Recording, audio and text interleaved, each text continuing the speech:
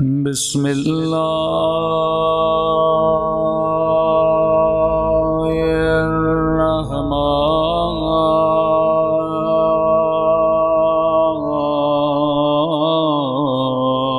الرحیم۔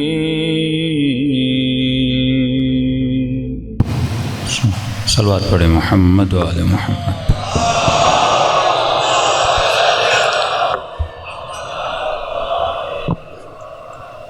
ایک سورہ فاتحہ کی گزارش ہے۔ سید مہدی حسن عابدی، سید علی میاں زیدی، امیر فاطمہ، سید فدا حسین جعفری، سید طفیل حسین نقوی، مقدسہ خاتون عشرت حسن جعفری، خورشید حسن زیدی، روشن علی زیدی، ظہیر اختر، حامد حسین، فہمیدہ سلطانہ، شوکت حسین نقوی، اقبال حسین نقوی اور جتنے بھی شہدائے ملت جعفریہ ہیں سب کو یاد کرتے ہوئے سورہ فاتحہ۔ بسم اللہ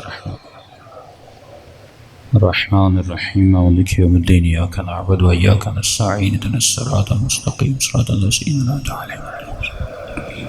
بسم اللہ الرحمن الرحیم۔ قل هو اللہ احد اللہ الصمد لم یلد ولم یولد، قل هو اللہ احد اللہ الصمد لم یلد ولم یولد، قل هو اللہ احد اللہ الصمد لم یلد ولم یولد، ربنا تقبل منا انک انت السمیع العلیم۔ صلوات پڑھے محمد و آل محمد۔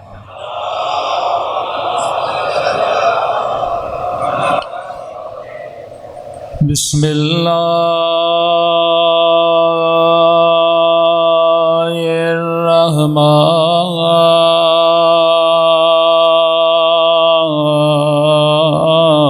الرحمن الرحیم۔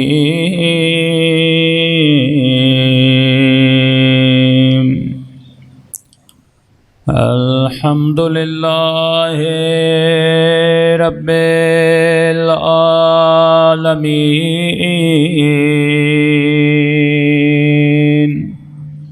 الحمد للہ کما هو اہلہ، الصلاۃ والسلام علی سید المرسلین وخاتم النبیین ابی القاسم محمد، اللہم صلی اللہ علیہ وسلم وعلی آلہ طیبین الطاہرین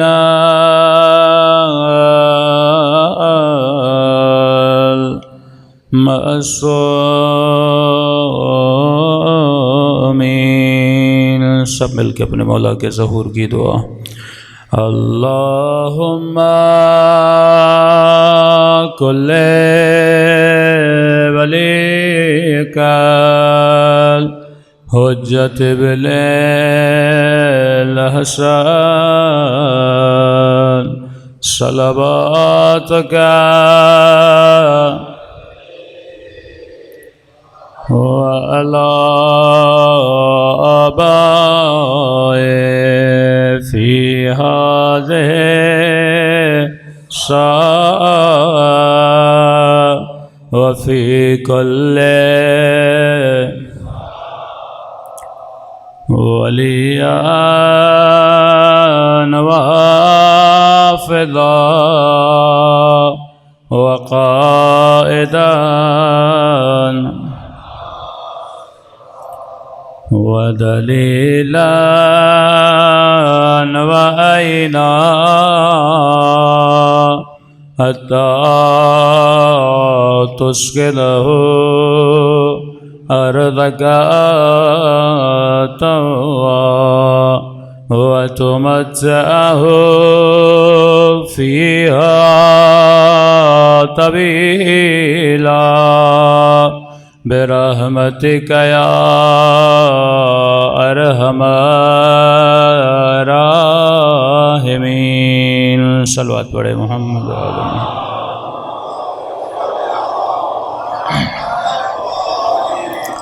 بسم اللہ الرحمن الرحیم رب اشرح لی صدری ویسر لی امری واحلل عقدۃ من لسانی یفقہوا قولی اما بعد بسم اللہ الرحمن الرحیم بقیۃ اللہ خیر لکم ان کنتم مؤمنین صلوات پڑھے محمد و آل محمد۔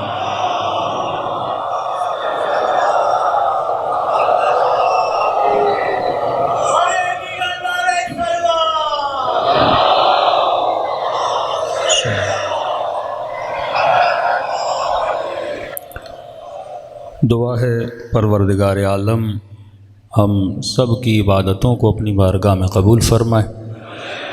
میری گزارش ہوگی ایکو ذرا کم کر دیں، آواز بہت زیادہ گونج رہی ہے۔ بار دیگر صلوات پڑھیں محمد و آل محمد۔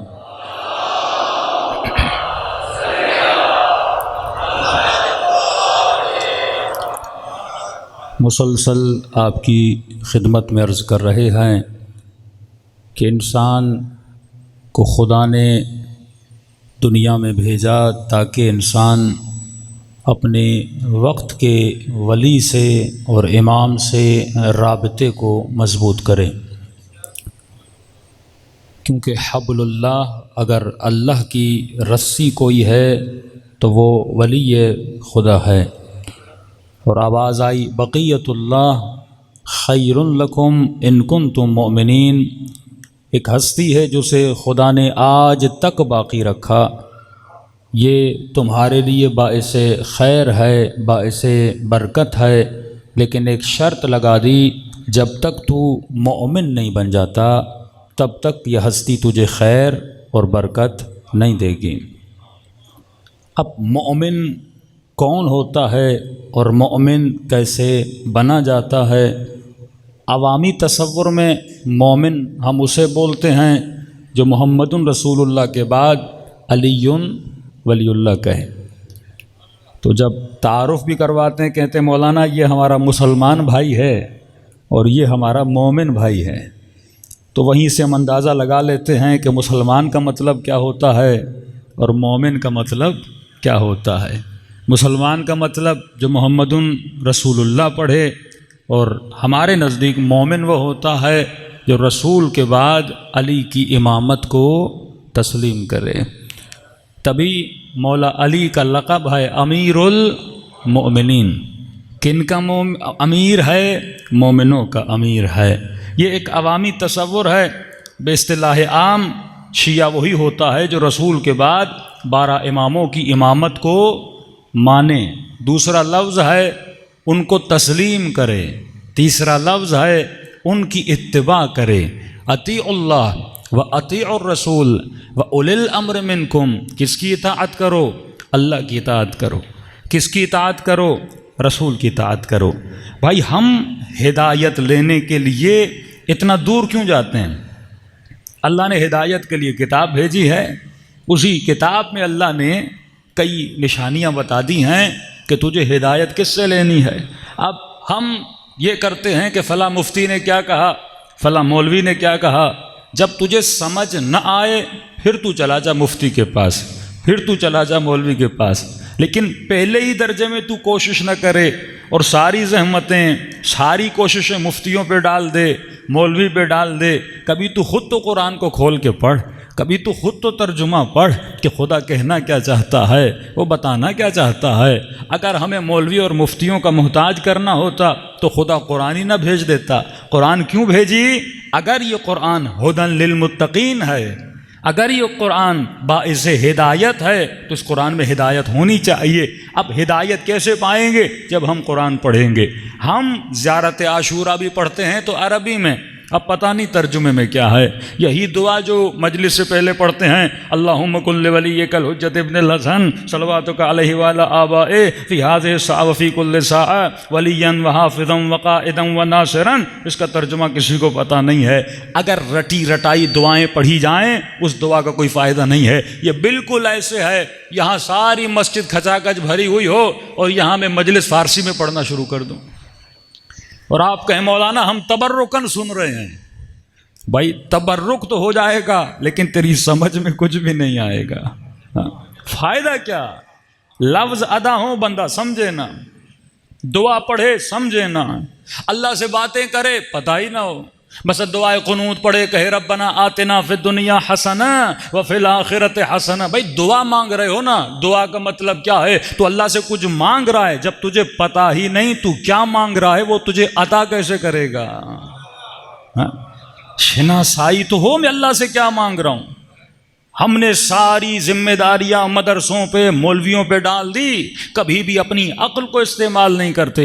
پھر مولا کو یہ کہنے کی ضرورت نہیں تھی کہ من عرف نفسہ فقد عرف ربہ، جس نے اپنے نفس کو پہچانا اس نے اپنے رب کو پہچانا۔ جب یہ احکامات آتے ہیں اقیموا الصلاۃ وآتوا الزکاۃ، نماز قائم کرو اور زکوٰۃ ادا کرو، یہ حکم کس کو ہے؟ یہ حکم ڈائریکٹ بندے کو کیا جا رہا ہے۔ اللہ کس سے مخاطب ہے؟ مجھ سے مخاطب ہے، آپ سے مخاطب ہے۔ یہ تو ہم نے پیشہ بنا دیا کہ بھائی یہ مولوی صاحب ہیں، یہ غیر مولوی صاحب ہیں، اور خدا نہ خواستہ کوئی مولوی غلطی کر دے تو فوراً کہتے ہیں آپ تو علامہ صاحب ہیں، آپ سے وعید تھا۔ بھائی کیا مطلب؟ واجب و حرام صرف مولوی کے لیے، آپ کے لیے نہیں ہے؟ کہتے مولانا ہم کرتے تو کوئی مسئلہ نہیں، لیکن آپ نے کر دیا۔ لگتا ہے کہ جیسے دین مولوی پہ اترا ہے آپ پہ نہیں اترا، ہاں دین کسی مجتہد پہ اترا ہے آپ پہ نہیں اترا۔ بھائی یہ دین اسلام سب کے لیے سیم ہے۔ یہ اور بات ہے کہ ایک بندہ ثواب حاصل کرنے کے لیے مثلا دین کے راستے میں جاتا ہے، کہتا ہے میں وہی کام کروں گا جو انبیاء نے کیا، 24 گھنٹہ مثلا دین کی خدمت کروں گا، امر بالمعروف کروں گا، نہی عن المنکر کروں گا، ورنہ چھٹے امام جعفر صادق علیہ الصلوۃ والسلام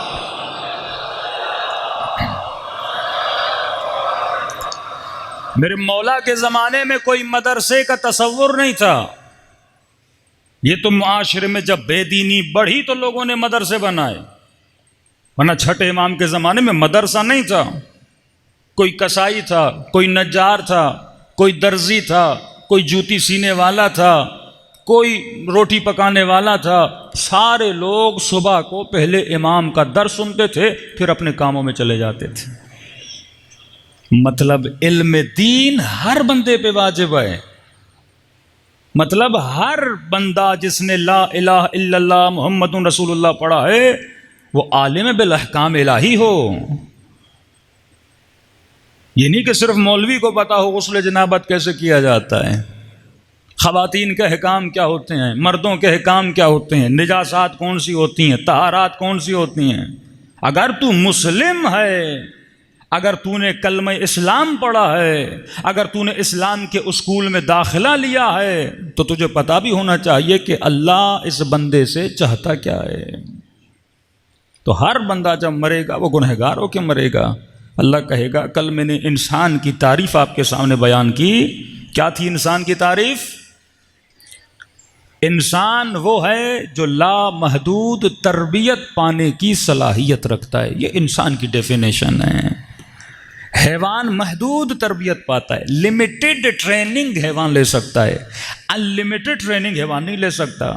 آپ شیر کو بہت کم سکھا دو وہ سرکس میں تھوڑا بہت گھومے گا پھرے گا، بندر کو سکھا دو وہ تھوڑا بہت سائیکل چلا لے گا، اتنا ہی سیکھ سکتا ہے، اس سے زیادہ سیکھ نہیں سکتا۔ لیکن انسان کے بچے کو تم کیا کچھ نہیں سکھا سکتے۔ ہاں انسان کا بچہ انجینئر بنتا ہے، ڈاکٹر بنتا ہے، لامحدود تربیت پانے کی صلاحیت۔ اب اسے کون سی تربیت حاصل کرنی ہے؟ دنیا میں علوم تو بہت ہیں، معصوم فرماتے ہیں وہ تربیت حاصل کر جس کے ذریعے سے تو پروردگار عالم کے قریب ہو جائے۔ وہ علوم حاصل نہ کرنا صرف جس کے ذریعے سے تجھے مال ملتا ہے، وہ علم حاصل کرنا جو قابل منافع ہو عوام کے لیے بھی، تیری ذات کے لیے بھی، اور پروردگار عالم اس کے نتیجے میں تجھے کیا عطا کرے؟ اجر بھی عطا کرے۔ اگر علم غیر نافع عطا کرے گا، مثلا پہلے اپنی تربیت کر اس کے بعد علم حاصل کر۔ میں نے مثال دی، چھوٹا سا گلاس ہے، اگر گلاس صاف نہیں ہوگا جو بھی پانی اس میں آئے گا نجس ہو جائے گا۔ یہ جو بدن اللہ نے آپ کو دیا ہے یہ ظرف ہے، اس کے اندر جو چیز گئی ہے وہ روح ہے۔ اب اس ظرف میں جو کچھ تم لے رہے ہو کن چیزوں کے ذریعے لے رہے ہو؟ آنکھوں کے ذریعے تصویریں تمہارے وجود میں جا رہی ہیں، کانوں کے ذریعے آوازیں تمہارے وجود میں جا رہی ہیں، جب کتاب پڑھتے ہو علم تمہارے وجود میں جا رہا ہے، جب تقریریں سنتے ہو علم تمہارے وجود میں جا رہا ہے، جب کھانا کھاتے ہو پیٹ میں، یہ فزیکل چیزیں تمہارے وجود میں جا رہی ہیں۔ جو ان فزیکل چیزیں ہیں یہ علوم ہیں، یہ آوازیں ہیں۔ اب آوازیں سننے کے بعد تمہارے وجود میں فیلنگ پیدا ہوتی ہیں،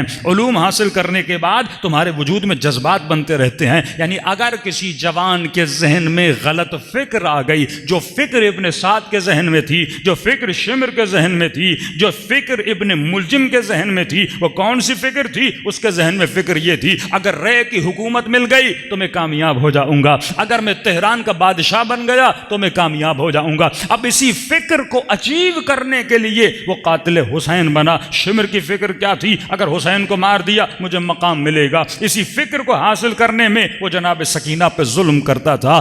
اب حر کی فکر کیا بنی؟ حر نے جب سوچا، اس نے دیکھا ہے حر اگر دنیا مل گئی، تو کتنے سال کا ہو چکا ہے؟ 50-60 سال کا ہو چکا ہے۔ اگر دنیا مل بھی گئی کتنے سال دنیا میں جیے گا؟ 10 سال 15 سال جیے گا اور اس کے بعد چلا جائے گا۔ لیکن اے حر، ایک دنیا ہے، ایک آخرت ہے جو ابدی دنیا ہے۔ جب قیامت کے دن تیرا رسول خدا تجھ سے پوچھے گا حر جہنم کما کے لائے ہو یا جنت کما کے لائے ہو، یزید کو راضی کر کے آئے ہو یا اللہ کو راضی کر کے آئے ہو؟ کہ مرنا تو ویسے ہی ہے لیکن ایسے مروں جس موت پہ میرا رب راضی ہو۔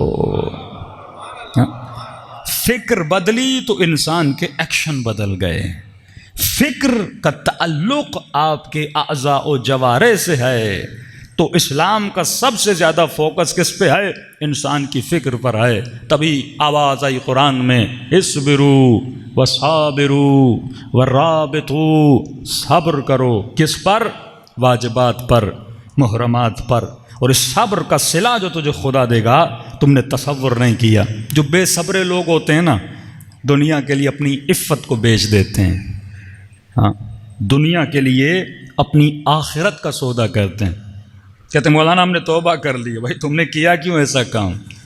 مولا فرماتے گناہ کی نجاست وہ ہے، اللہ معاف تو کر دیتا ہے، مجلس امام حسین میں آؤ گے اللہ معاف کر دے گا، لیکن اس کی نجاست ہمیشہ کے لیے باقی رہ جاتی ہے۔ اس کا دھبا جو تمہارے روح پہ لگا ہے وہ ہمیشہ باقی رہ جاتا ہے۔ میں نے کسی نوجوان سے کہا، میں نے کہا دیکھو اگر نگاہوں کو حرام میں مبتلا کرو گے، بعد میں امام حسین کی مجلس میں جا کے معافی بھی مانگ لو گے، لیکن میں نے کہا زندگی کے کسی بھی پہل میں اگر تم یہ سوچو نا کہ تم نے وہ گناہ کیا تھا، وہ گندی چیز تمہارے ذہن میں ابھی تک باقی ہے۔ اب شیطان کے لیے کام آسان ہو گیا۔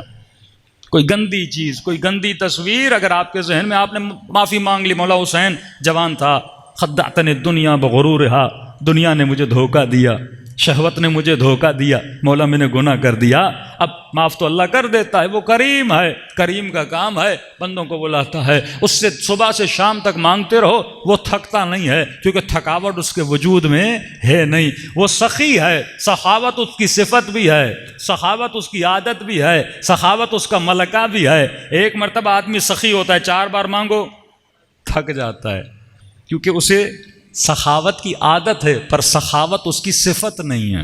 یہ مراحل ہیں۔ پہلے مرحلے میں تمہیں عادت ہوتی ہے۔ عادت کا مطلب کیا؟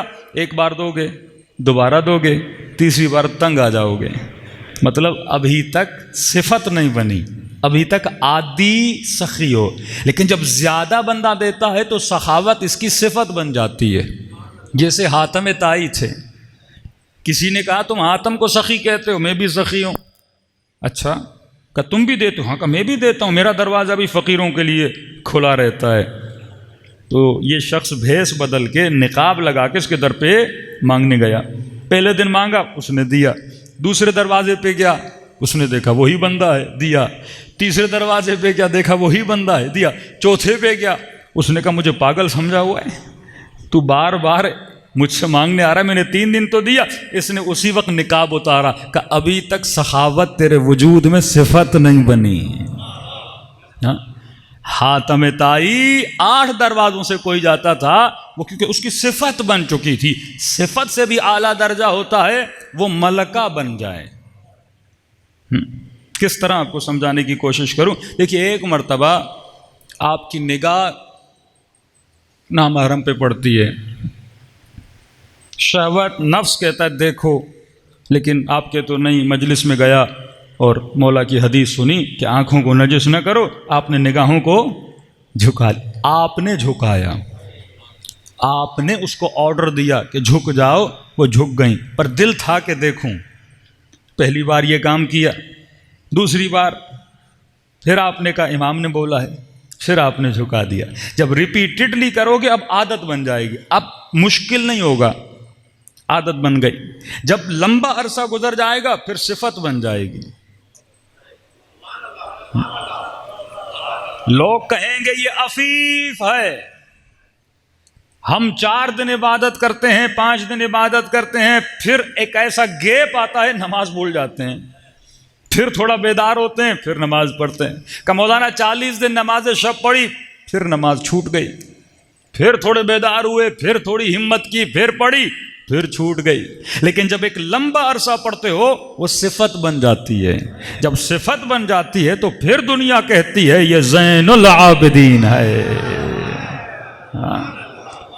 یہ سید الساجدین ہے، سیدہ صدیقہ ہیں، ان کی صفت ہے۔ ہاتھوں کے بنائے ہوئے سچے نہیں ہیں، صفتاً سچے ہیں، صدیقہ ہیں۔ اب جب اگلا مقام ہے یہ تمہارا ملکہ بن جائے، عالی ترین منزل، عصمت جو اہل بیت کو خدا نے دی وہ ان کا ملکہ تھا۔ یعنی ہم عادتاً معصوم بن سکتے ہیں، صفتاً معصوم بن سکتے ہیں، لیکن عصمت ہمارا ملکہ بن جائے یہ اعلیٰ ترین مقام ہے۔ ملکہ جب بن جاتی ہے پھر آنکھوں کو کہنے کی ضرورت نہیں پڑتی، جیسے نامحرم کوئی سامنے آتا ہے یا آنکھیں خود بخود بند ہو جاتی ہیں۔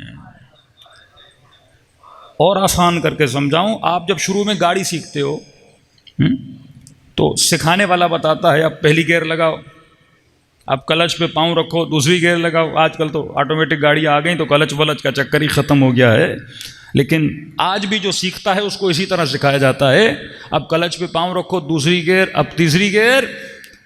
اب جب شروع میں یہ گاڑی چلاتا ہے تو عادت بننے میں ٹائم لگتا ہے، تو پہلی کی جگہ دوسری اور کلچ کی جگہ کبھی ریس پہ جگہ پہ کبھی بریک لگا دیتا ہے، ہاں، لیکن کرتے کرتے کیا ہو جاتا ہے، عادت ہو جاتی ہے۔ لیکن جب عادت ہوتی ہے اس وقت بھی سوچتا ہے کہ ریس پہ پاؤں دینا ہے، بریک پہ پاؤں، یعنی ذہن سے بتا رہا ہوتا ہے اب ریس دو، اب بریک دو، اب گیئر کو چینج کرو۔ لیکن ایک مقام آتا ہے یہ اس کی صفت بن جاتی ہے، پھر سوچنا نہیں پڑتا، سامنے والے سے باتیں کر رہا ہوتا ہے، ہاتھ پاؤں خود ہی چل رہے ہوتے ہیں، ہاں، ملکہ آپ کے وجود میں آ جاتا ہے۔ اب آپ خود ڈرائیور ہوں اور فرنٹ سیٹ پہ کسی کے ساتھ بیٹھے ہوں جو اناڑی ہو، تو ایک مومن بیٹھا تھا اور وہ اگلا بندہ تھوڑا گاڑی الٹی سیدھی چلا رہا تھا، اور جب اترے تو کہہ رہے مولانا میرے ٹانگوں میں درد ہوگا۔ میں نے کہا کیوں؟ کہ گاڑی یہ چلا رہا تھا، بریک میں مار رہا تھا۔ تو اس کا کیونکہ ملکہ بن چکا ہے نا، وہ سمجھ رہا میں چلا رہا ہوں، تو آٹومیٹیکلی اس کی ٹانگیں جو ہیں وہ کیا کر رہی تھی، کام کر رہی تھی۔ اسی طرح جب تقوی ملکہ بن جاتی ہے، جب تیری صفت بن جاتی ہے، مشکل نہیں ہے۔ جس طرح تم نے گاڑی چلائی، چلاتے چلاتے وہ تمہارے وجود کی ایک صفت بن جاتی ہے، اسی طرح آنکھوں کو اگر عادت دلاؤ گے حرام کی طرف نہ جائیں۔ اب جب آنکھوں کو عادت ہو گئی، اب بندہ روڈ پہ ہو یا گھر پہ ہو، موبائل پہ ہو یا ٹی وی پر ہو، جیسے گندی چیز آئے گی اس کی آنکھیں ایسے جھکیں گی جیسے سلمان کی جھک جاتی تھی، ہاں، تب جا کے تو ایمان کے 10ویں درجے پر کیا ہو جائے گا، فائز ہو جائے گا۔ یہی تو قدرت ایمانی ہے نا۔ مومن شجاع ہوتا ہے، مومن طاقتور ہوتا ہے، وہ پیسے کے بدلے میں اپنا ایمان نہیں بیچتا، وہ مال کے لیے اپنی آخرت کو تباہ و برباد نہیں کرتا۔ تبھی میں نے کہا کہ اللہ کی سب سے بڑی امانت اگر خدا آپ کو دے رہا ہے قرآن اور اہل بیت کے بعد، وہ تمہاری اولادیں ہیں۔ کیونکہ یہ مجلس لائیو مختلف سوشل میڈیا پر بھی جا رہی ہے، تو صرف آپ نہیں دیکھ رہے، پاکستان سے باہر بھی مومنین دیکھ رہے ہیں، تو کچھ چیزیں میں ان کے لیے بھی بیان کرتا ہوں کہ میں مسلسل مجلسوں میں کہہ رہا ہوں کہ مال کی خاطر اگر پاکستان کو چھوڑ کے ویسٹرن کنٹریز میں جاؤ گے، کوئی کہ مولانا مال کمانا گناہ ہے، گناہ نہیں ہے۔ ایجوکیشن کے لیے جانا گناہ ہے، گناہ نہیں ہے، جاؤ۔ لیکن یہ یاد رکھنا ان معاشروں میں تمہاری نسلیں تباہ ہو جائیں گی۔ میں نے پچھلی مجلس میں کہا تیسری نسل وہاں تباہ ہوتی ہے۔ ایک مومن نے وہاں سے مجھے میسج کیا کہ مولانا پہلی تباہ ہو چکی ہے، آپ تیسری کی بات کر رہے ہیں، ہم پہلی میں پھنسے ہوئے ہیں۔ جب تجھے اللہ نے عقل دی ہے، ہاں گھر مل جائے گا، گاڑی مل جائے گی، لگژری لائف اسٹائل مل جائے گا، پیسہ مل جائے گا، لیکن جب 50-60 کے ہوگے، جب زندگی کا ثمر کیا ہے؟ ثمر تمہاری اولاد ہے۔ بڑا شکر خدا ادا کرے وہ والد جس کا بیٹا متقی ہے۔ نیک اولاد سے بڑی کوئی نعمت نہیں ہے، نیک بیوی سے بڑی کوئی نعمت نہیں ہے، عفیفہ عورت سے بڑی کوئی نعمت نہیں ہے، با کردار عفیفہ با حجاب متقی مطیعہ بیوی سے بڑی کوئی نعمت نہیں ہے جو اللہ تجھے عطا کرتا ہے، جس کی تو قدر نہیں کرتا۔ کئی مومنین اپنے گھروں کو تباہ کر دیتے ہیں، کس کی خاطر؟ کسی بدکارہ بد حجاب فاسقہ عورت کی خاطر اپنے گھر کو تباہ کر دیتے ہیں۔ قدر و قیمت نہیں جانتے کہ کیا قیمت ہے۔ نیک خاتون، محجبہ خاتون، مطیعہ خاتون، جس کی شکم سے نسل پیدا ہوتی ہے، وہ تمہارے بچوں کی مربی بنتی ہے۔ کیا تو حیوان ہے؟ شہوت جسم کے لیے، مال دنیا کے لیے اپنے معصوم بچوں کو تباہ و برباد کر رہا ہے، تو وہاں تجھے سب کچھ مل جائے گا۔ کئی لوگ ہیں جنہوں نے اپنے ایمان پہ کمپرومائز کیا، جنہوں نے مال دنیا کی خاطر کمپرومائز کیا کہ یہ چیز مل جائے۔ میں نے IRC امام بارگاہ میں بتایا تھا کہ ایرانی ایکٹریس جس نے نیشنلٹی لینے کے لیے اپنا دین وہاں پہ بدل دیا تھا، جہاں سے لاتے ہیں 100 جھوٹ بولتے ہیں، جب ریفیوجی اسائلم لیتے ہیں 100 جھوٹ بولتے ہیں، صرف پاسپورٹ مل جائے، ہم کما لیں، ہم یہ کر لیں۔ تو یہ تو آپ کے لیے پیغام کہ جہاں جا رہے ہو، مولا علی تو فرماتے ہیں سکون ملے گا 3 چیزوں کا علم آ جائے، کہاں سے آئے ہو، کہاں پہ ہو اور کہاں جاؤ گے۔ تو کہاں پہ ہو یہ تو سوچو،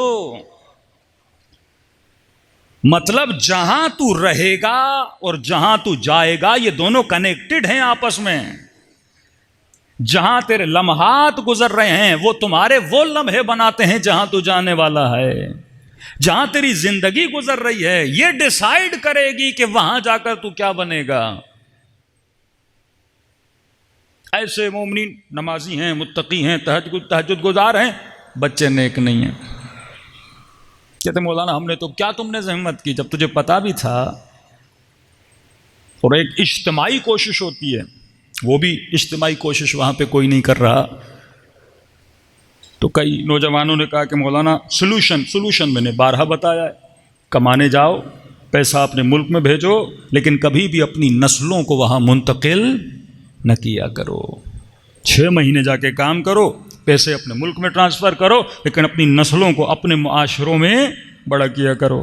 پیسہ ہو تو پاکستان میں بھی 100 طرح کی فیسلٹیز اپنے لیے لگا سکتے ہو۔ پیسہ ہو، لوڈ شیڈنگ ہے، سولر سسٹم لگا لو، ساری چیزیں پیسے سے ہی تو ہوتی ہیں نا۔ اگر پیسہ کماؤ گے ساری چیزیں یہاں پہ بنا سکتے ہو۔ لیکن واقعاً جن کے دلوں میں درد دین تھا، جن کو یہ فکر تھی، دن رات فکر تھی کہ میری بچی کا کیا بنے گا، میرے بیٹے کا کیا بنے گا، انہوں نے قدم بھی اٹھایا۔ لیکن جن کو یہ فکر ہے کہ گھر کا لون اتارنا ہے اور صبح سے شام تک مجھے جاب پہ جانا ہے، یہ فکر نہیں، یہ نعمت جو پروردگار عالم نے دی ہے۔ آفس کا کام بندہ کرتا ہے لیپ ٹاپ پہ، اپنے کمپیوٹر پہ، بچہ آ کے اسے تنگ کرتا ہے، اسے موبائل دیتا ہے، جاؤ گھنٹہ جا کے کھیلو، صرف اس لیے یہ سکون سے بیٹھے۔ میاں بیوی کہتے ہیں بچے ہمیں ڈسٹرب نہ کریں، ٹی وی کھول دیتے ہیں، دیکھو یہ فکر نہیں کہ بچہ جو ٹی وی پہ دیکھ رہا ہے کیا دیکھ رہا ہے، کہ غلط چیز وہاں پہ آ گئی اس کا ذہن خراب ہو جائے گا۔ یہ موبائل میں جو گیم کھیل رہا ہے کون سی کھیل رہا ہے، کہیں کھیلتے کھیلتے اس کا وہ حال نہ ہو جو آج آپ کراچی کے حالات دیکھ رہے ہیں۔ ایک چھوٹی سی گیم ہے جس میں لڑکے لڑکی کا تعلق بن جاتا ہے، زندگیاں تباہ و برباد ہو جاتی ہیں۔ کھیل ایک لمحے کا ہوتا ہے، نگاہ ایک لمحے کی ہوتی ہے، سلام ایک ہوتا ہے، لیکن اس کے بعد جو لمبا تعلق بنتا ہے جس سے زندگیاں تباہ و برباد ہو جاتی ہیں. اس لیے معصوم فرماتے تو گناہ کا تعلق بننے ہی نہ دے. تو خود پہل کرتا ہے تبھی گناہ ہوتا ہے. مرد اور عورت کی اللہ نے نیچر ایسی بنائی ہے، پھر اس کے حساب سے اللہ نے حدود بنائے. مرد کی نیچر میں جھانکا جھانکی ہے، دیکھنا ہے، اس کی نیچر ہے. عورت کی نیچر ہے خود کو دکھانا، بچپن سے اس کی نیچر ہے زینت کرنا، زیور پہننا. آپ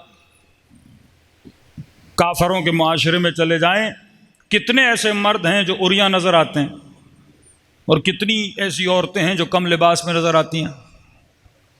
مردوں نے فل ڈریس پہننا ہوتا ہے، عورتوں نے نہیں پہنا ہوتا. مطلب جسے حیا کرنا ہے وہ نہیں کر رہی، اور جس کے لیے حجاب نہیں ہے وہ حجاب کر کے گھوم رہا ہے. کیوں؟ نیچر کی بات ہے نا. اس کی فطرت میں وہ خود کو دکھائے دکھائے دکھائے، چار لوگ اس کی تعریفیں کریں.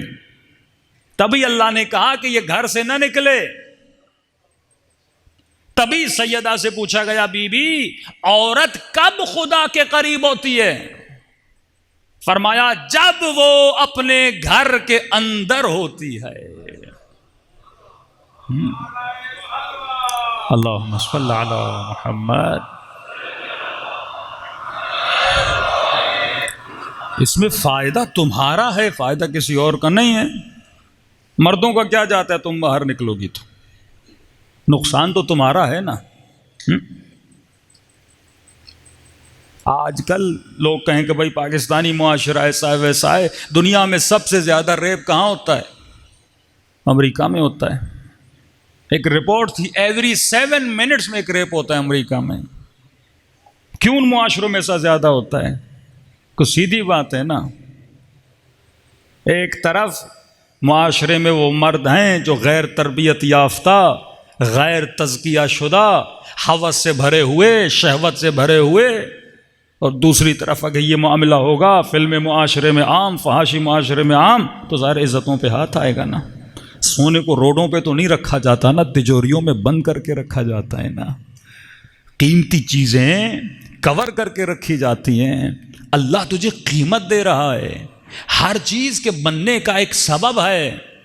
کوئی یہ کہے کہ نہیں مولانا ایکوالٹی کہ مطلب اگر مرد باہر جا سکتا ہے، مرد گھوم سکتا ہے، مرد یہ کر سکتا ہے تو ہم کیوں نہ کریں؟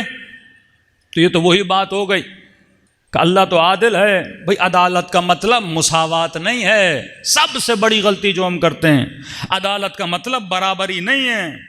کہ آج ٹی وی پہ شوز ہوتے ہیں مرد اور عورت برابر، کوئی نہیں ہے کائنات میں. دو بھائی بھی آپس میں برابر نہیں ہوتے. کوئی خوبصورت ہوتا ہے، کوئی اتنا خوبصورت نہیں ہوتا، کوئی رنگ کا کالا، کوئی رنگ کا سفید، کوئی لمبا، کوئی چوڑا، کوئی چھوٹا، کوئی بڑا. تو مطلب کہ خدا نے عدالت نہیں کی. پھر اس طرح تو سب کو ایک شکل کا بناتا، ایک قد کا بناتا، ایک سوچ کا بناتا، سبھی ایک پاور والے ہوتے. دنیا چلانی تھی، جذبات کا الگ ہونا ضروری تھا. کسی کو مزدور بننا تھا، کسی کو درزی بننا تھا، کسی کو تاجر بننا تھا، کسی کو عالم بننا تھا. سب کے مزاج الگ الگ ہیں. اب یہ تو بالکل ایسے ہو گیا کہ جب آپ گاڑی چلاؤ تو گاڑی کا ٹائر بولے مجھے ٹائر کیوں بنایا ہے تم نے؟ مطلب میں ڈامبر پہ چلوں، میں گرمی میں روڈ پہ چلوں، میں جلتا رہوں، اور بولے کہ تم نے جو گیئر باکس ہے، جو گیئر چینج کرتے ہو، یا گاڑی کا جو ہینڈل ہے وہ اندر اے سی میں بیٹھا ہوا ہے، تو تم نے بڑا ظلم کیا، مجھے ٹائر بنایا، اسے سیٹ بنا دی. تو بھائی کسی نہ کسی کو تو ٹائر بھی بننا ہے، کسی کو سیٹ بننا ہے، کسی کو گیئر باکس بننا ہے، تبھی جا کے گاڑی بنتی ہے نا. اگر گھر بنانا ہے تو گھر میں مختلف ذمہ داریاں ہیں، اور انہی ذمہ داریوں کے حساب سے پھر خدا نے مختلف اجر رکھے ہیں. عورت کے اجر الگ ہیں، مرد کے اجر الگ ہیں. تبھی فرمایا جب عورت نارمل طریقے سے جب اس کی ڈلیوری ہوتی ہے، جب یہ تکلیف اٹھاتی ہے، جب اس کے شکم سے بچہ پیدا ہوتا ہے، تو رسول خدا فرماتے ہیں اس تکلیف کے نتیجے میں خدا اس کے گناہ ایسے معاف کر دیتا ہے جیسے یہ ابھی شکم مادر سے خود پیدا ہوئی ہے. آج تک سنا کہ باپ کے قدموں میں جنت ہے، ماں کے قدموں میں جنت ہے. جب گنہگار رسول کے پاس جاتے تھے کہ ماں کی قبر پہ چلا جا، ماں کی قبر پہ چلا جا، یا رسول اللہ ماں زندہ نہیں ہے، کہ مرنے کے بعد بھی ماں کی دعا لگتی ہے۔ کیوں؟ کیونکہ تیرا مقام اتنا بلند ہے، اگر تو زحمت اٹھا رہی ہے تو خدا تجھے رحمت بھی تو دے رہا ہے نا۔ پھر امام حسین بولیں 12 اماموں میں اللہ تو مجھے زحمت کیوں دے رہا، لیاذ باللہ۔ ہر امام کی اپنی ڈیوٹی ہے، جو مصیبت امام حسین نے جھیلی وہ دوسرے اماموں نے نہیں جھیلی، جو تکلیف مولا زین العابدین نے اٹھائیں کہ بیویوں کے سروں سے چادروں کا چھننا، کیا سیدہ زینب نے کبھی اعتراض کیا کہ خدایا یہ اتنی بڑی مسئولیت تو میرے کاندھوں پہ کیوں ڈال رہا ہے؟ اللہ ظرف دیکھتا ہے، پھر ڈیوٹیاں دیتا ہے۔ تجھے انسان اسی لیے بنایا، تو گدھے پہ اتنا وزن رکھتا ہے، گدھا اعتراض نہیں کرتا، خاموش ہوتا ہے بیچارہ، چلتا نہیں ہے، پھر لاٹھی مار کے تو اسے اٹھاتا ہے۔ ارے تو تو انسان ہے، اللہ نے قدر و قیمت دی ہے۔ مرد کی ذمہ داری ہے کمانے جائے، رزق حلال لے کر اپنے گھر میں آئے، عورت کی ذمہ داری ہے اپنے بچوں کو وہ تربیت دے جو ام البنین نے اپنے بچوں کو تربیت دی تھی۔ اللہم صلی علی محمد۔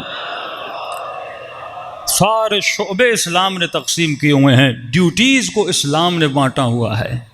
ایکولیٹی کا تصور ہے ہی نہیں ہمارے یہاں، ہمارے یہاں تصور مساوات نہیں ہے، اسلام تصور عدالت کا قائل ہے۔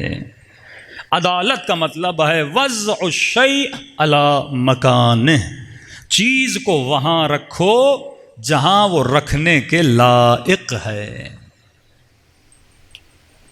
کیا مطلب؟ میں نے مثال دی تھی، جوتی کو پاؤں میں رکھو، امامے کو سر پہ رکھو۔ امامہ پاؤں میں نہیں جانا چاہیے، جوتی سر پہ نہیں آنی چاہیے۔ لیکن آج کی فیمنسٹ عورتیں کیا کہتی ہیں؟ نہیں، جوتیوں کو سر پہ رکھو اور امامے کو پاؤں پہ رکھو۔ ایسا نہیں ہو سکتا۔ ڈیوٹیز اللہ نے تقسیم کی ہوئی ہیں، مطلب جو ڈیوٹی عورت کی ہے وہ مرد نہیں کر سکتا، جو ڈیوٹی مرد کی ہے وہ عورت نہیں کر۔ مزاج الگ ہے نا، ہماری باڈیز، ہمارے ہارمونز، یہ دونوں الگ ہیں۔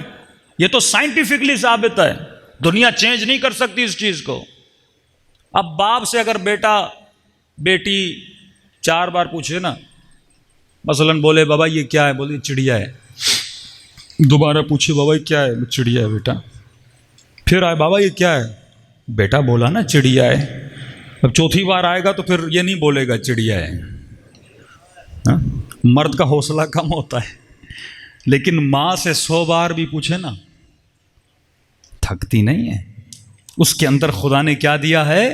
صبر دیا ہے، قوت صابرہ دیا ہے۔ لیکن آج دنیا کیا کرنا چاہتی ہے؟ اللہ کی بنائی ہوئی چیزوں کو چینج کرنا چاہتی ہے۔ کہ مرد عورت کیا ہوتا ہے؟ اب تو پوری کوشش ہے ہی شی کو بھی ختم کیا جائے، اور کر دیا ہے ویسٹرن ورلڈ میں۔ پہلے آپ بولتے تھے نا کہ مثلا عارف صاحب آ رہے ہیں تو یہ ہی ہیں، اور مثلا زینب آ رہی ہے تو یہ شی ہے۔ اب کہتے ہیں یہ ہی شی کیا ہوتا ہے، فرق کیوں کرتے ہو؟ مطلب اب ہی شی بھی ختم ہو گیا۔ اب تو مجھ سے سوال کیے جا رہے تھے کہ مولانا اللہ ہی ہے یا شی ہے؟ یہ بات وہاں تک پہنچ گئی۔ اللہ کو مذکر صیغے سے کیوں بلایا جاتا ہے، مؤنث صیغے سے؟ عورت کی توہین کر رہے پروردگار عالم۔ بھائی ہی شی یہ نہیں سمجھتے، اللہ کے یہاں قدر روح کی ہے، روح مرد اور عورت نہیں ہوتی ہے۔ جسموں میں جب ہم آتے ہیں تو یا مرد ہو کر آتے ہیں یا عورت ہو کر آتے ہیں۔ جسم کے اعتبار سے ہم مرد اور عورت ہیں، روح تو مطلق ہے نا، اس میں تو یعنی ظاہر آپ مرد کس وجہ سے مرد بولتے ہو؟ مردوں کے جنسی اعتبار سے نا، عورت کو کس اعتبار سے عورت بولتے ہو؟ جنسی اعتبار سے نا۔ اب روح میں تو یہ چیزیں ہیں نہیں، روح لامحدود ہے، روح مطلق ہے، روح جسم نہیں رکھتی، روح لامحدود ہے نا، روح نظر نہیں آتی۔ وہ تو مرنے کے بعد آپ کو پتہ چلے گا روح کے پاور کیا ہوتے ہیں، یہ ہم زیادہ محسوس نہیں کر پاتے۔ تو روح میں تو یہ چیز ہے ہی نہیں جسم کے اعتبار سے۔ اب یہ اللہ کی مرضی ہے، تیری روح کو مرد جسم میں پھونکتا ہے یا عورت جسم میں پھونکتا ہے۔ اب جس جسم میں اس نے پھونک دیا اسی کی ضروریات کے اعتبار سے تجھے دنیا میں کام کرنا ہے۔ اب مثلا میں نے آپ کو الٹو گاڑی دی اور ایک مومن کو ہم نے پراڈو گاڑی دے دی. اب پراڈو الٹو نہیں بن سکتی, الٹو پراڈو نہیں بن سکتی. اب آپ یہ تو نہیں کہہ سکتے نا جو ڈرائیور پراڈو چلا رہا ہے وہ الٹو والے سے افضل ہے. ڈرائیور تو ڈرائیور ہوتا ہے, اس کا کام ہے ڈرائیونگ کرنا. اور اچھے ڈرائیور کی ڈیوٹی کیا ہوتی ہے؟ وہ اپنی گاڑی کو سمجھے کہ میں کون سی گاڑی چلا رہا ہوں. اگر گاڑی ڈیزل ہے تو ڈیزل والا فیول ڈلوائے, اگر پیٹرول والی ہے پیٹرول والا ڈلوائے. کہے گا نہیں نہیں تو پراڈو والا ہے پیٹرول ڈلواتا ہے, میں اپنی گاڑی میں بھی پیٹرول ڈلواؤں گا, اور ڈیزل میں پیٹرول ڈالے گا تو انجن تمہارا وہیں پہ بیٹھ جائے گا. تو یہ آج لوگوں کے انجن بیٹھے ہوئے ہیں. ہاں, یہ تازہ واقعہ آپ کو سناؤ. یہ میراتھن میں جو لوگ بھاگتے ہیں, اس کے آپ اسپورٹ مقابلے ہوتے ہیں, تو اب وہاں تو قانون بن چکا ہے. میں پاکستان میں پڑھ رہا تھا ایک رپورٹ کہ پتہ نہیں پاکستان میں 2 سال میں یا 1 سال میں کوئی 500-600 مرد عورت بنے, عورتیں مرد بنی آپریشن کروا کے.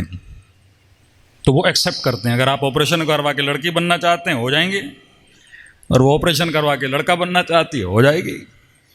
تو وہاں ایک انگریز نے کیا کیا, وہ آپریشن کروا کے لڑکی بن گیا. تھوڑا تیز تھا, دماغ تھا اس میں. اب اس نے کہا لڑکی تو بناؤ, فائدہ کیا لڑکی بننے کا, کیا کروں؟ تو اس نے کہا یہ میراتھن کی جو ریس ویس ہوتی ہے نا, اس میں چلے جاؤ. لڑکی بن تو چکا تھا لیکن طاقت وہی مردانہ تھی نا اس میں. اب جب وہ اس میں اسپورٹ میں جب اس نے پارٹیسپیٹ کیا تو وہاں تو ساری عورتیں تھیں. اب ہر اس میں یہ جیتتا جا رہا تھا. عورتوں کی چیخیں بلند ہو گئی, بھائی یہ جہاں بھی آ رہا ہے جیت رہا ہے. اس نے کہا میں بھی عورت ہوں. انہوں نے کہا نہیں ہم تجھے مانتے نہیں, تم عورت ہو. اس نے کہا یہ میرا سرٹیفکیٹ, میں نے آپریشن کروایا. ان سب نے احتجاج کیا, اس کو نکال دیا. اب اس نے کیس ڈالا ہوا ہے جب میں عورت ہوں تو مجھے جانے کیوں نہیں دیا جا رہا. بھائی اللہ نے جو ہارمون تمہارے بنائے ہیں وہ الگ الگ ہیں. تو میں اکثر کہتا ہوں اگر مرد عورت ایکول ہیں تو آج کے بعد جتنے ٹرک ڈرائیور ہیں عورتیں بن جائیں, فوج 80% عورتیں چلائیں. نہیں ہو سکتا نا. ہیوی ورک عورت کا جسم اسے برداشت نہیں کرتا. اللہ نے اس کے جسم کو, اس کے مزاج کو کیا بنایا ہے؟ نازک بنایا ہے. اسی اعتبار سے تربیت بھی اگر بیٹے اور بیٹی کی کرنی اس حساب سے کرو. یہ نہیں جس طرح بیٹی کو ٹریٹ کر رہے ہو اسی طرح بیٹے کو ٹریٹ کرو, جس طرح بیٹے کو ٹریٹ کرتے ہو اسی طرح بیٹی کو ٹریٹ کرو. مثال کے طور پہ ایک عام مثال آپ کو دے رہا ہوں. کہتے ہیں بیٹا جب گر جائے نا رونے لگے تو بیٹے کو کہو بھائی مرد روتا تھوڑی ہے, اسے شاباش کر کے کھڑا کرو. لیکن بیٹیاں جب گریں تو انہیں پیار دیا کرو. کئی صفات مرد کے لیے اچھی ہیں, عورت کے لیے بری ہیں. کئی صفات عورت کے لیے اچھی ہیں, مرد کے لیے بری ہیں. مثلا مرد اگر بہادر ہو تو یہ صفت اچھی ہے. عورت اگر بہادر بن جائے, معصوم فرماتے یہ مذموم ہے. فطرتاً اللہ نے عورت کو ڈرپوک بنایا ہے. کیوں؟ کیونکہ ڈرے گی نہیں تو اپنی عزت کیسے بچائے گی. مرد اگر گھر سے ناراض ہو کے نکل بھی گیا کیا بگڑنا ہے اس کا؟ رات کو گھر نہیں جائے گا, روڈ پہ کہیں ادھر ادھر سو جائے گا. لیکن عورت اتنی بہادری کر کے شوہر سے ناراض ہو کے, والد سے ناراض ہو کے یہ لڑکی گھر سے نکل جائے, صحیح سالم واپس آئے گی. تیری عزت میں مرد کی عزت میں فرق ہے. تیرا درجہ بلند ہے. معاشرے میں تیرے رہزن بہت ہیں, تیرے خریدار بہت زیادہ ہیں, گندی نگاہیں دیکھنے والے بہت زیادہ ہیں. اب بچیاں اتنی بہادر بن جائیں پھر یہی واقعات جو آپ دیکھ رہے ہیں نا, گھر سے بھاگ جاتی ہیں. اگر بہادری نہ ہوتی کبھی ایسا کام کرتے؟ یہ تبھی معاملات پیدا ہوتے ہیں. فرمایا مرد اگر سخی ہو اس کے لیے باعث فخر ہے. مرد کنجوس, ہمیشہ کہتا ہوں کنجوس نہ علی کو اچھا لگتا ہے نہ بیوی کو اچھا لگتا ہے. مرد کنجوس نہیں ہوتا. کنجوس اب یہ نہیں کہ اسراف کرے, سخی ہوتا ہے. عورت مولا فرماتے ہیں سخی ہو تو اچھا نہیں ہے. مولا کیوں؟ کہ اگر یہ سخی بنے گی شوہر کو کنگال بنا دے گی. یہ صدقہ بھی دینا اپنے شوہر کے مال سے تو پوچھ کے دے کہ بھائی صدقہ دینا ہے. لیکن روز بولے آج بھائی کو پیسوں کی ضرورت ہے، آج بہن کو پیسوں کی ضرورت ہے، آج سہیلی گھر پہ آئی تھی اسے پیسوں کی ضرورت ہے، وہ بیچارہ کنگال ہو جائے گا. کہیں اپنے شوہر کے مال کی محافظ بنے.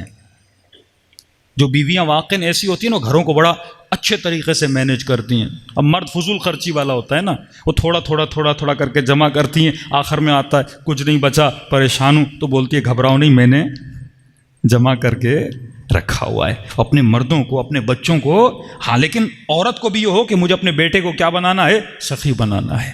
حاتم طائی اگر حاتم طائی بنے، کیوں بنے؟ جب حاتم سے پوچھا حاتم تو اتنا سخی کیسے بنا، تو حاتم طائی کہتا ہے میری سخاوت میں میرا کردار نہیں ہے، حاتم طائی کی ماں کا کردار ہے. کہ کس طرح ماں کا کردار ہے؟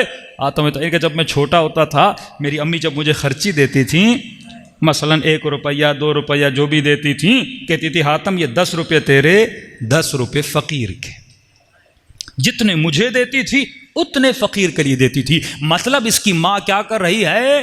حاتم طائی کی تربیت کر رہی ہے، اس کی ذہن سازی کر رہی ہے، اس کی فکر سازی کر رہی ہے. تو ذہن سازی جوانی میں نہیں ہوتی، ذہن سازی بچپنے سے ہوتی ہے. تو بچپنے سے اپنے بچے کے ذہنوں کو بناتا ہے. لیکن آج افسوس و صد افسوس سے کہنا پڑتا ہے، آج ہمارے بچوں کے ذہنوں کو ہم نہیں بنا رہے، ٹی وی بنا رہی ہے، میڈیا بنا رہا ہے.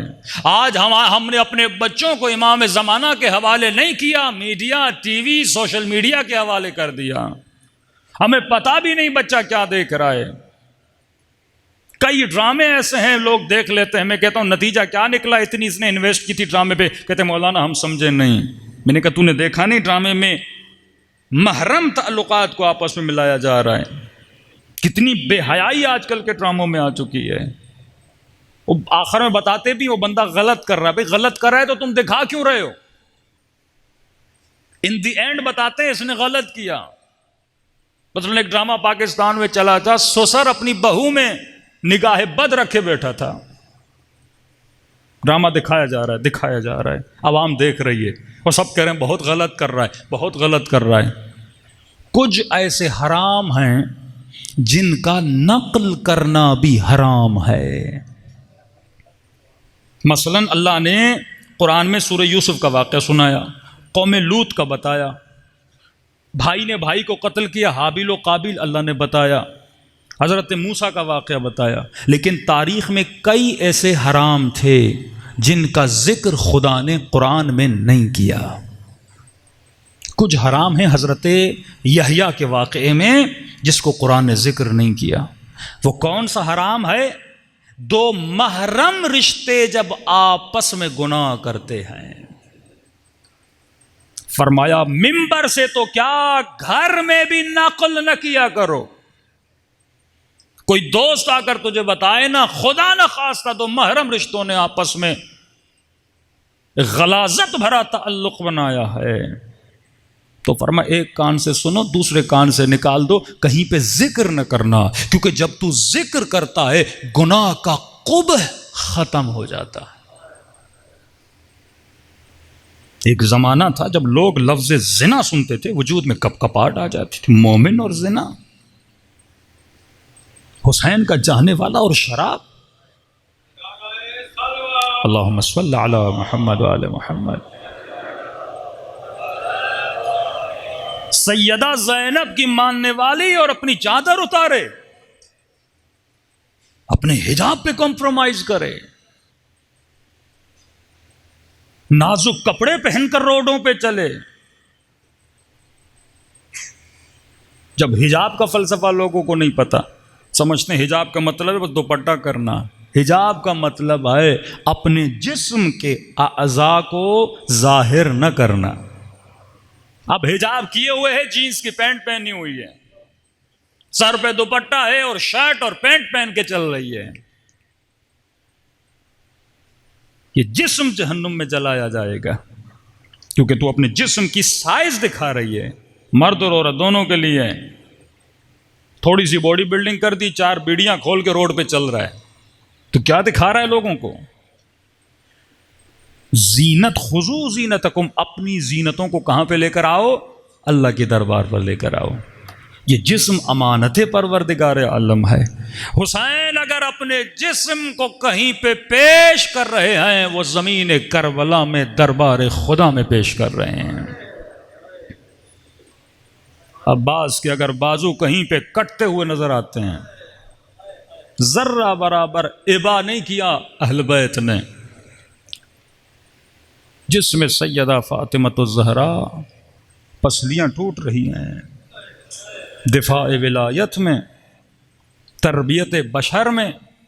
آجیوں سے پوچھا جائے، دو مولا حسین کے قاتل ہیں، جسم کا قاتل اور آقا حسین کے مقصد کا قاتل۔ یہ میں اپنے لفظ بیان نہیں کر رہا، میرے امام محمد باقر علیہ الصلوۃ والسلام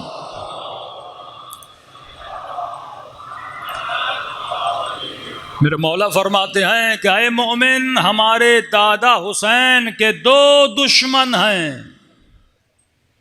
ایک وہ دشمن تھا جو حسین کے جسم کا دشمن تھا، جس نے کربلا کے میدان میں میرے بابا کے جسم پہ گھوڑے دوڑائے، بدن پہ تیر مارے، بدن پہ پتھر مارے۔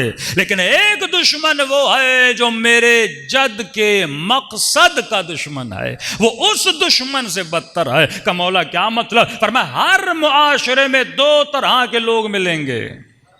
امام نے لفظ علماء بھی استعمال کیا، علماء حق اور علماء سوء۔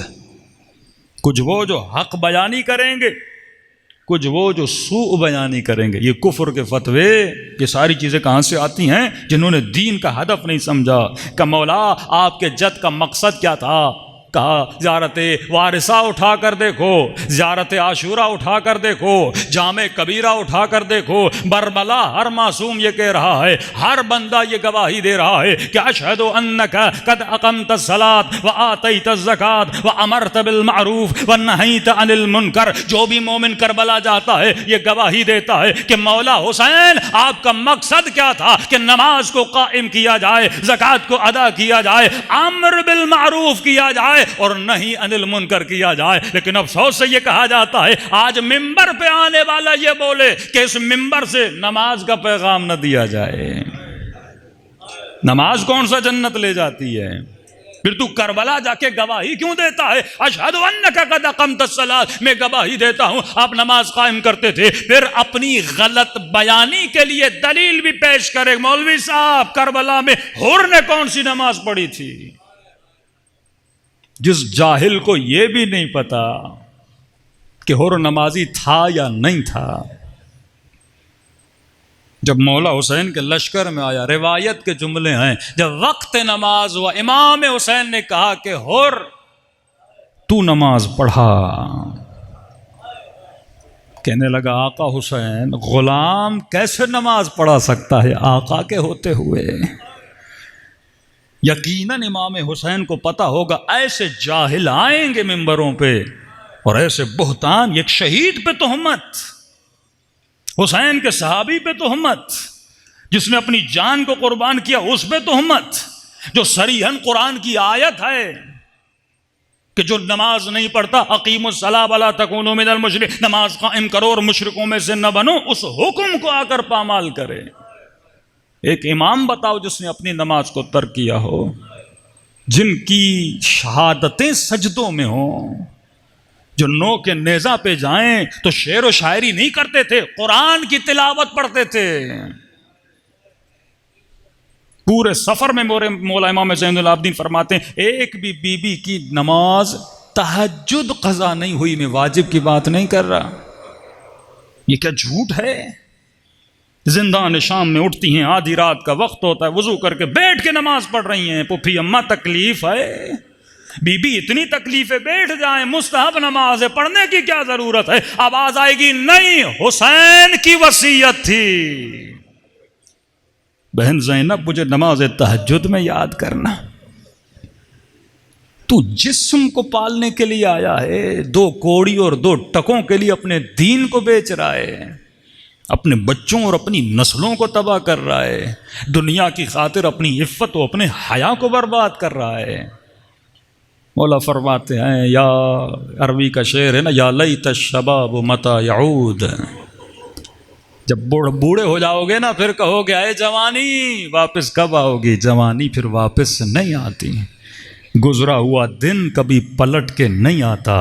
اور میں مومن جب زندگی گزارتا ہے نا، اس سے پوچھا جائے اپنی گزری ہوئی زندگی سے مطمئن ہو، کہتا ہے الحمدللہ، پچھتاوا نہیں ہوتا، وہ کام نہ کرتا، ایسا نہ بنتا۔ نہیں، کربلا میں علی اصغر سے پوچھو، آپ کی زندگی سے مطمئن نے 6 مہینے کا بچہ ہے، کیا کارنامہ کیا اس بچے نے؟ قاسم 14 سال کا، چچا پوچھ رہے ہیں قاسم کیف عندک الموت؟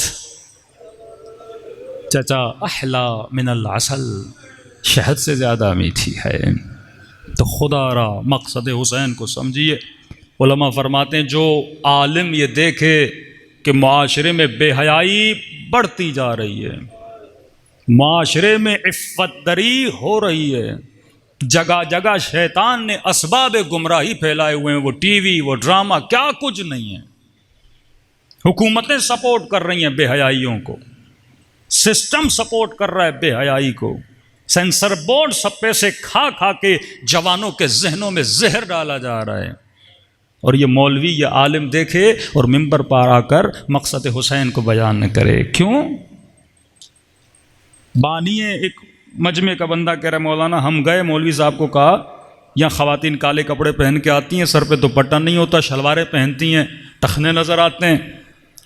اب دنیا کو کیا پتہ شیعہ ہیں سنی ہیں، مجلسوں میں تو سبھی کالے کپڑے پہن کے آ جاتے ہیں، لیکن دنیا تو شیعہ سمجھتے، پھر بولیں گے شیعوں کی عورتیں حجاب نہیں کرتی۔ کہ مولوی صاحب ذرا ممبر سے بتا دیجئے، کہ بھائی میں نہیں پڑھوں گا، کہ مولانا بتا دیجئے محرم نہ محرم خواتین حجاب کریں۔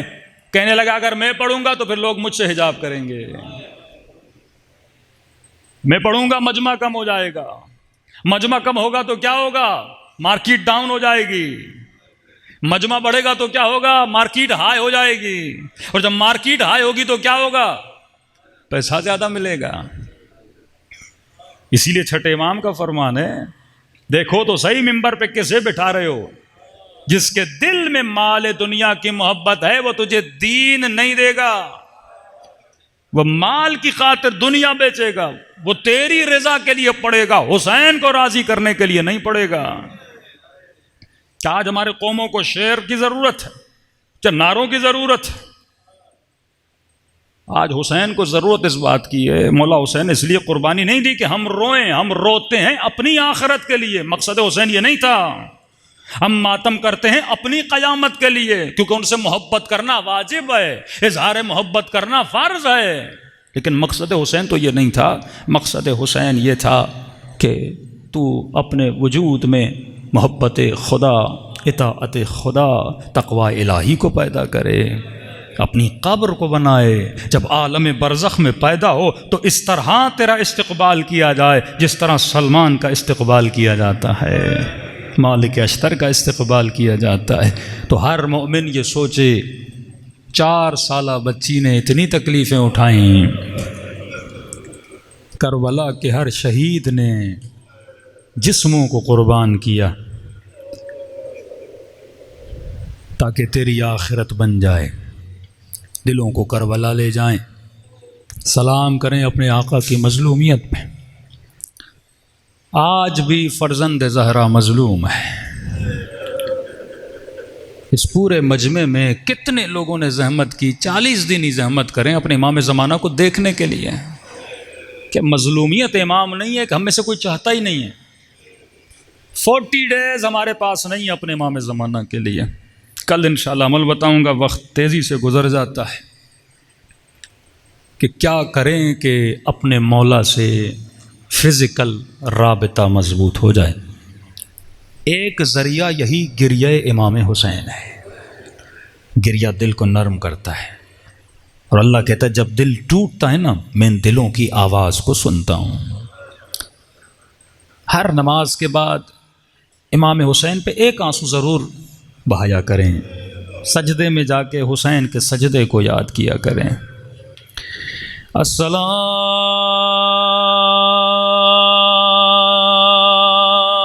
علی الحسین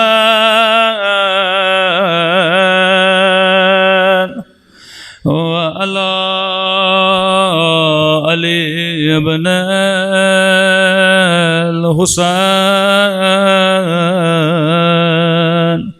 وعلى أولاد الحسين وعلى أصحاب حسین کی صدا بلند ہو السلام علی الحسین وعلی علی ابن وعلی اولاد الحسین وعلی اصحاب سب مل کے السلام علی الحسین وعلی علی ابن وعلی اولاد الحسین وعلی اصحاب میرا سلام ہو اس دکھ یاری ماں پہ جسے نہ بچوں کی خبر نہ شوہر کی اطلاع جب بھی مولا حسین کے پاس آتی تھی کہتی تھی مولا میرے بچے آپ پہ قربان میرا شوہر آپ پہ فدا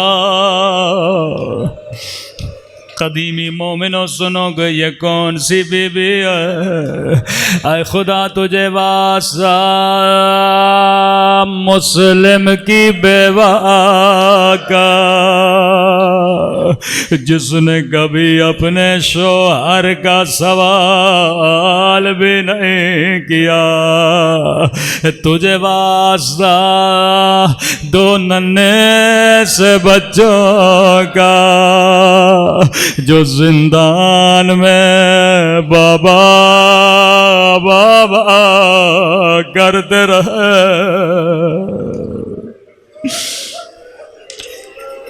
ایک بھائی چھوٹا تھا ایک بھائی بڑا تھا چھوٹے بھائی کا سر بڑے بھائی کی گود میں تھا اماں کو یاد کر کر کے بے ہوش ہو جاتا تھا داروغہ زندان رات کو خواب دیکھا کیا دیکھا ایک کالے برقعے میں بی بی ہے زندہ کی دیواروں پہ سر رکھ کے رو رہی ہے کہہ رہی ہے داروغہ بتا میں نے تیرا کیا بگاڑا داروغہ تیرے بچے آرام سے سو رہے ہیں تیرے بچے بھوکے نہیں ہیں لیکن بتا زہرا کے بچوں نے تیرا کیا بگاڑا میرے بچے بھوکے بھی ہیں میرے بچے پیاسے بھی ہیں نیند سے اٹھا ننگے پاؤں دوڑا دوڑا زندان میں پہنچا کیا دیکھا چھوٹا بھائی بڑے بھائی کی گودی میں ہے کہنے لگا شہزادے مجھے معاف کرنا مجھے پتا نہیں تھا اب یہ بتا کہیں تیرا بھائی مر تو نہیں گیا کہ نہیں داروغہ اماں کو یاد کر کر کے بے ہوش ہو گیا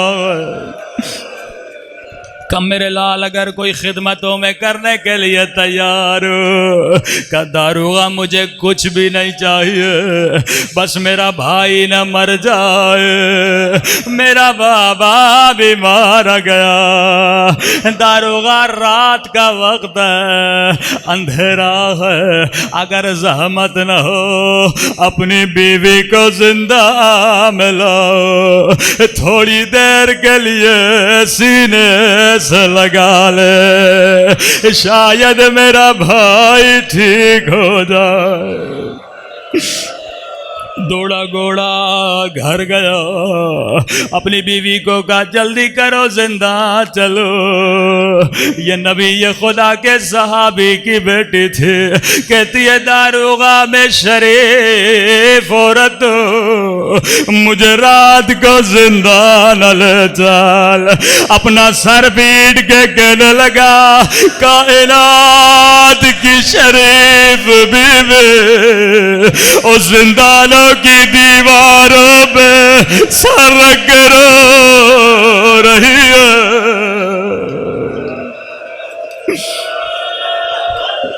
یہ مومنہ توڑی توڑی زندہ میں آئی، اندھیرا تھا، نفسیاتی مسئلہ تھا، اس نے شہزادے کو اپنی گودی میں لیا، سینے سے لگایا، ننھے سے شہزادے نے دونوں باہیں مومنہ کے گلے میں ڈالے، یہ سمجھا میں اماں کی گودی میں آ گیا، رو کے کہنے لگا اماں ہم یتیم ہو گئے، اماں ہم اجڑ گئے، اماں بابا مارے گئے، اماں بابا کے باغوں میں رسیاں بال کے پھیرایا گیا، مومنہ نے سینے سے لگایا، او شہزادے مجھے اماں نہ کہو، میں تیری کنیز وقت کی کمی ہے، آخری جملہ زحمت کو تمام کروں، مختصر ہی اللہ آپ کو ان ننھی قبروں کی زیارت نصیب کرا دے۔ نہر کے کنارے جب سر کٹے، لعین شہزادے کا لاشا پانی میں پھینکا، لیکن روایت کے جملے لاشا پانی میں نہ بہا، یہاں تک کہ دوسرے شہزادے کا گلا کٹا، پہلے شہزادے نے باہیں پھیلائی، آجا میرے بھیا، مدینے سے ساتھ چلے تھے، اور ساتھ یتیم ہوئے۔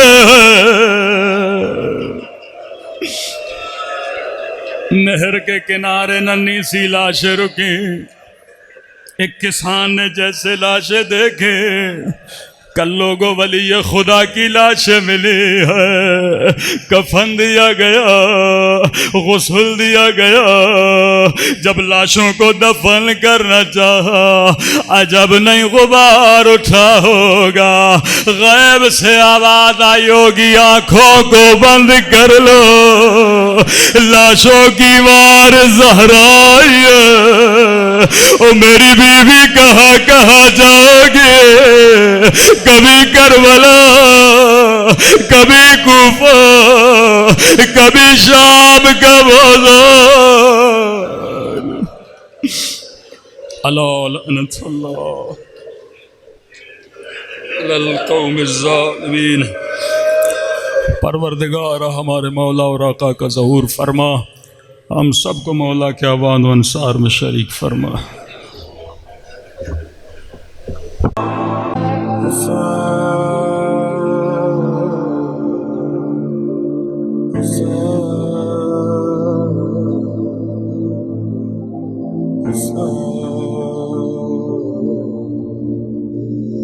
السلام